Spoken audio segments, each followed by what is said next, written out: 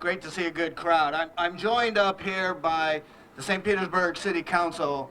At our meeting today, we just passed a resolution in support of the Green Light Pinellas plan.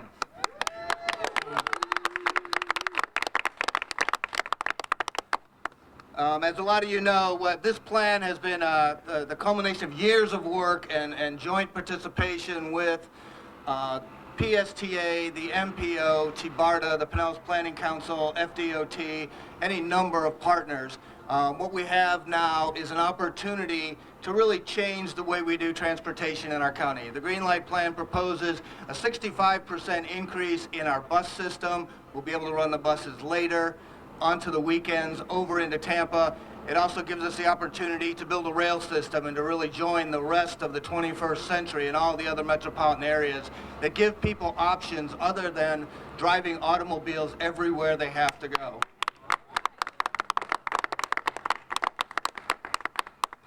The County Commission has agreed to take this up at their meeting of December 10th. I'm joined by the Chair of the County Commission, Commissioner Welch, who'll speak in a minute, and really give the voters the opportunity in November of 2014 to vote on this issue. It will require a change in the way we pay for transportation. We're proposing that we eliminate the PSTA ad valorem revenue in exchange for an additional 1-cent sales tax. This will provide the opportunity to afford the system that this community really needs. I'm just going to read the first line of the resolution to give you an idea of what it is we're proposing. The Green Light Pinellas plan presents a vision for improving public transportation for all residents, businesses, and visitors throughout Pinellas County through the multimodal elements of rail, bus, as well as transit-supportive land use, concepts to be administered by local governments throughout the county and the planning process. And again, with that, I would also like to note that the chair of or the president of the St. Petersburg Chamber of Commerce, their board of governors has also supported this resolution, and would ask if Chris Steinacher would like to come down and say a few words. Oh, no. Jeff, arranging the bus. I know, perfect. Thank you, Councilman Danner. It is a very exciting day. As you're aware, the St. Pete Chamber also unanimously in our board approved the notion to support and continue to support the Green Light Pinellas effort. We see it as an economic development proposition. It's not good business if people can't get to work. It's not good business if people are stuck in traffic. It's also, it inspires a community for innovation and talent when people have choices. And so this is about a good economic development decision for our community. It's also just a great opportunity to be the kind of community we all want to be, and to see the unity in our community right now for this effort is good for all of us. This is about inclusive prosperity. This is why the Chamber is involved, and I'm so excited to have our city and county partners here as well. So thank you very much. Thank you, Chris. There are many partners in this, and too many to announce. But one of them that has been very supportive of this is the Sierra Club. And with us today is Lisa Hinton of the Sierra Club, would also like to make a few comments. Thank you. On behalf of the members of the Suncoast Sierra Club, I would like to thank each of you for coming out to support Green Light Pinellas. It is great to see such a diverse group of businesses, organizations, and people supporting Pinellas County. You may wonder why Sierra Club has so strongly supported the creation of a smart, comprehensive mass transportation system here in Pinellas and across the entire Tampa Bay region. Our biggest source of air pollution comes from the exhaust pipes of our cars. Right across the bay in Hillsborough County, the American Lung Association has ranked the air quality as an F. That smog can come across the bay, adding to Pinellas' own pollution, giving us too many days here that are tough for kids with asthma and seniors with COPD. To have cleaner, healthier air, we need transportation options across the entire region. They're not based on a one person per car scenario. In addition to the air quality, 94% of the land in Pinellas County is already in use or developed. Our area simply does not have the space for more roads. People still need to get from one place to another, and our economic growth depends on more people and businesses being able to live and work effectively and with good health in our existing space. A vastly improved, comprehensive transportation system, which includes not only automobiles, but easy-to-use and affordable options from walking to bicycles to buses to rail, will not only make it easier for us to breathe and move around, but will also improve our economy and quality of life here in Pinellas. It will help us prepare for a more prosperous, healthy, and less stressful traffic-congested future. Thank you for coming out today. We hope to see all of you on the December 10th County Commissioners meeting for the final step that will let the people decide how in the future we want to get from our neighborhoods to our cities, businesses, events, beaches, or parks, and back home again. Thank you. Thank you all. Thank you, Lisa. And none of this would be possible. We have to work with our partners at the County Commission. This will be a countywide vote and will affect every one of us. We have with us here the chair of the County Commission, who's the incoming chair of PSTA and been one of the strongest advocates of this for a long time. Commissioner Welch. Yeah. Thank you, Councilmember Danner. On behalf of the Board of County Commissioners, I first want to thank the St. Petersburg City Council for their unanimous endorsement of the Green Light Pinellas plan. This is an important day for St. Petersburg, but it's also an important time for our entire community. 30 years ago, my father served as a city councilman here, and they were talking about the need to move forward with our transit system in Pinellas County and in the Bay Area. We've had the PMI initiative, we've had the alternative analysis. We have studied this for 3 decades, and now is the time to move forward. I'm so proud of this community-wide effort with the business sector, with the private sector, Green Light Civic, Green Light business sector, the government sector, all working together to analyze this plan and make it a true community plan. It's about transportation, yes, but it's also about economic development. It's about 3,000 jobs a year. It's about our environmental responsibility. It's about building the kind of community that our children can come back to. We are at the brink of moving our community forward in a connected way for this century and for the next century. I'm so proud of this community effort. Thank you all for being a part of Green Light Pinellas. And for anyone who wants more information, the website greenlightspinellas.com can give you more information than you could ever want on transportation. This is a comprehensive study, and when you get on that website, you're going to see that this is a Pinellas County initiative, but it is part of the regional network. Our partners at TBARDA, when we started the alternative analysis, we included members of the Hillsborough MPO and HART. If you've seen the Tampa International Airport Master Plan, the Hillsborough Intermodal Center, one of our biggest partners is FDOT, and you've seen recently that Secretary Anath Prasad has made a commitment from FDOT that during the replacement of the Howard Franklin Bridge, which will begin within the next 5 years, it will have a commitment from them to put components in the bridge to handle future transit and rail connection over to Tampa and Tampa International Airport. And again, I want to thank everyone. Make sure you log on to greenlightpinellas.com. And with that, if there's any other council members that would wish to speak, I would let them say something. I will. Yeah, of course, Winger. I would have to. I'm Councilmember Winger Newton. Also serve on PSTA, and I know the value of getting from A to B. My family grew up on the bus system here in St. Pete. When I attended school, I got back and forth via the mass transit system. So being able to get around and being more, I guess, mobile throughout the community and neighboring communities is nothing but a good thing. Commissioner Welch is right. It's about economics. It's about jobs. People will be able to get around. They'll be able to have more diversity to do that. And just freshly back from Seattle, most of the young people, the demographics from 25 to 35, they mostly rely on mass transit.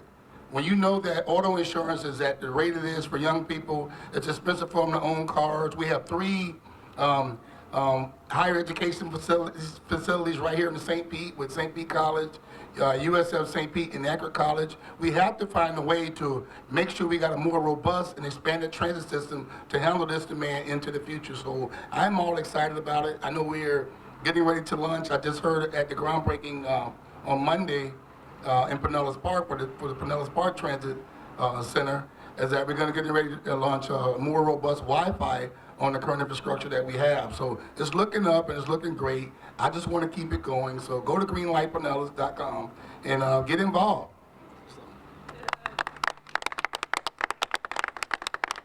Good afternoon. I'm Jim Kennedy, representing District 2. And first, I'd like to thank Jeff Danner for his leadership on transportation. Jeff has made it his goal during his 8 years on City Council to be the transportation guy, from the alternative analysis all the way to today, and that leadership was very good. It gets us here today that we can hopefully carry this ball over the goal line. One of the points I want to stress is that this plan has been fiscally tested. From an economic point of view, it's sound, and it has been double-checked. It has stress points on it.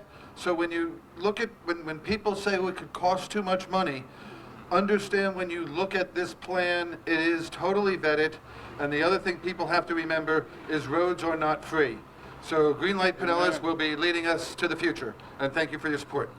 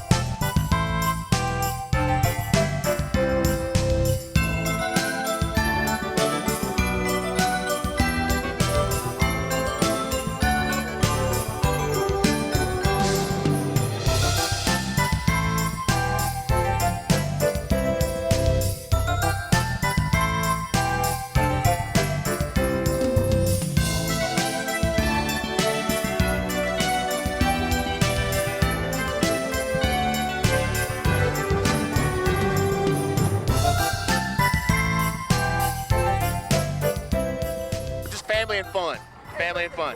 And my little girl, her first time to the Christmas parade. That's Macy. Love it. Parade's great. Oh, I love it. I mean, I think it's something important for the family to get people out. It's a great event. Glad to be here. This is one of the most spectacular things. I'm from New York originally, and when I come here, I actually feel that warm spirit that New York has in the cold. But the only difference is this is a spirit of just the juice is flowing, and people are happy, and kids are having a blast. The parents are having a blast. It's just a beautiful community affair, and I adore it, and I wouldn't miss it for the world. Santa! Candy. Yeah. The twirlers. Cool. And my brother. And the dancers.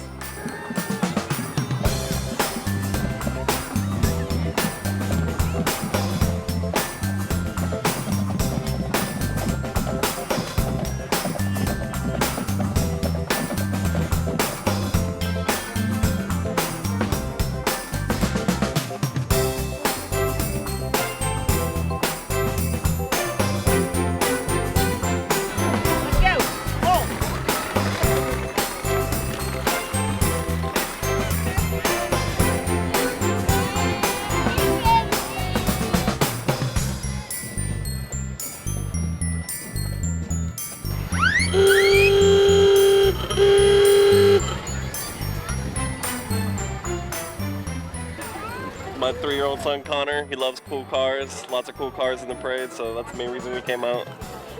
And to take him down the snow slide, of course. Oh, we love St. Pete and the weather, and we're here to enjoy Christmas. I guess I got a car.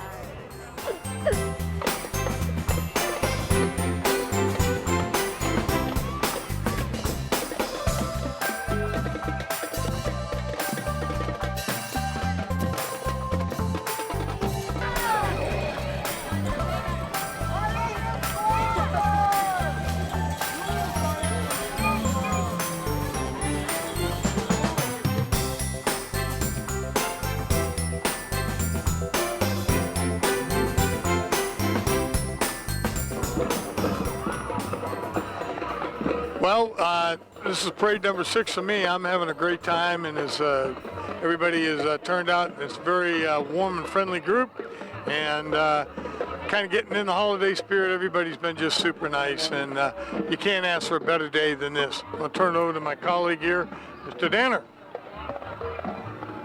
What a great day here in St. Petersburg. Not many people get the opportunity to have a Christmas parade in 70-degree weather, on the water, boats in the marina. It's a fantastic place to live. Merry Christmas to everyone.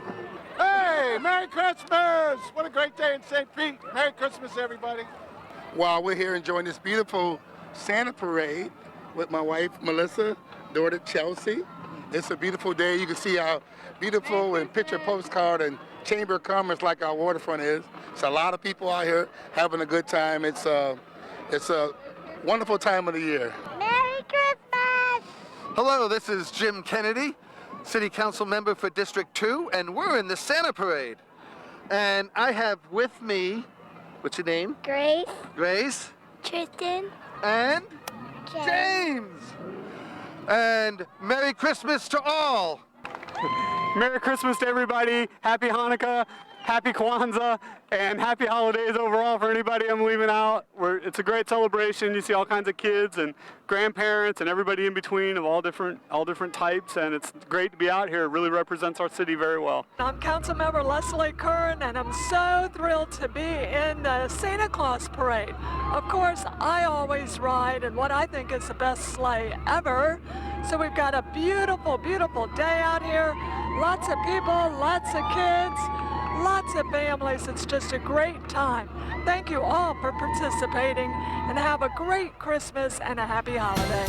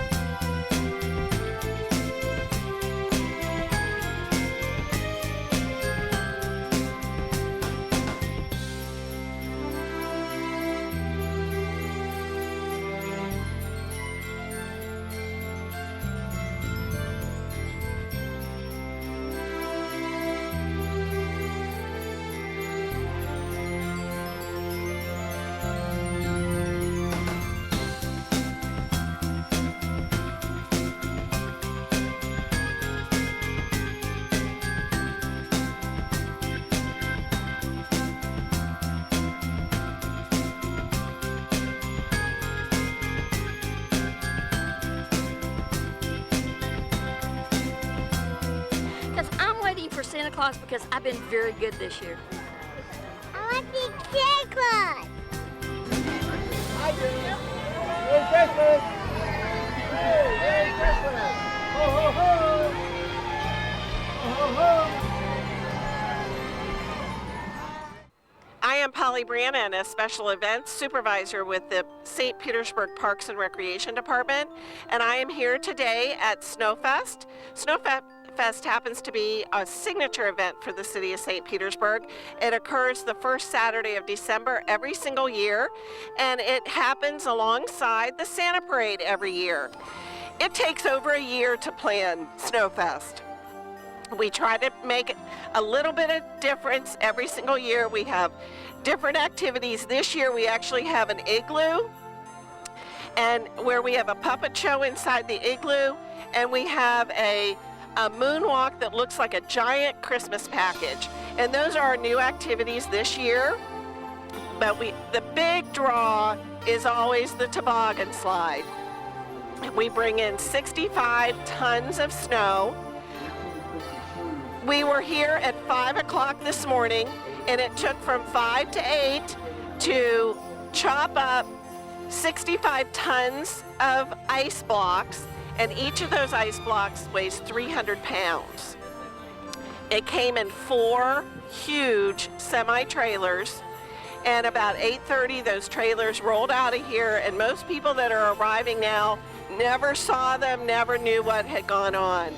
But it takes a lot of work from the city, not only the Parks and Recreation Department, but the police department, our electricians, our traffic department comes down here and assists us by blocking off the road to make it safe for the citizens to come watch the parade.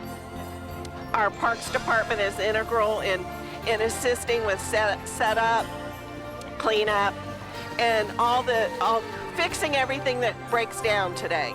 We expect between 15 and 20,000 people to come here today, and it will take us about 3 or 4 hours to tear down tonight. It has taken us a week to set up.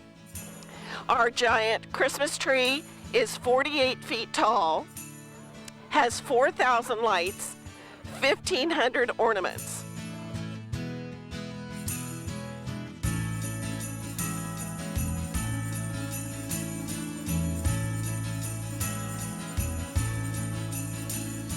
And behind me in the trees are beautiful icicle lights. And it looks like it's snowing. It takes a lot of effort to put on this event. And right now today we have about 85 recreation employees working. Of course, we have a multitude of events. And we have moon house bounces and a rock climbing wall and the toboggan slide and the ice skating rink and lots and lots of activities, including arts and crafts. So 85 people are here working today. So it does take a lot of effort, not only in setup and tear down, but in working the event itself.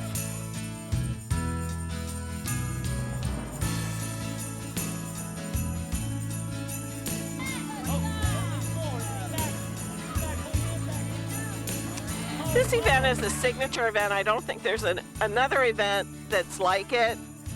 We are very proud of it. It's been going on for decades, and we actually started with a single toboggan slide with probably about 6,000 pounds of ice, and now we have 65 tons. It's gotten so much bigger. It is an event that I think people come from around the state. I know I get calls every year from people throughout the state that return every year to come here. And we have created a paradise with holiday decorations that are really second to none.